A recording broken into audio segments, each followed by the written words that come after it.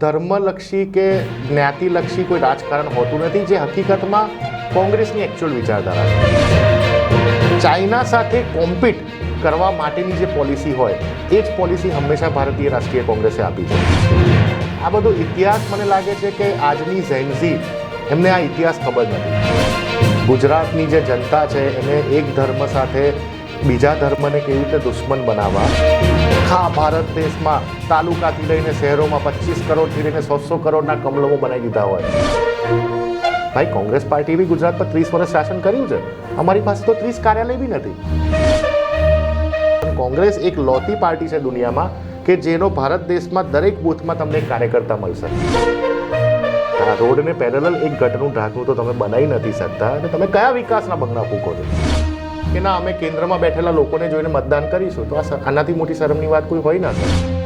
કોંગ્રેસના સમયની ટાંકીઓને તોડવા માટે તમારે જેસીબીઓ ચડાવવા પડે. મજબૂત બાંધકામ કરતા, કન્સ્ટ્રક્શન કરતા અને ઇન્ફ્રાસ્ટ્રક્ચર ડેવલપ કરતા આવડે છે. અપમાન તમારું રોજ થઈ રહ્યું છે.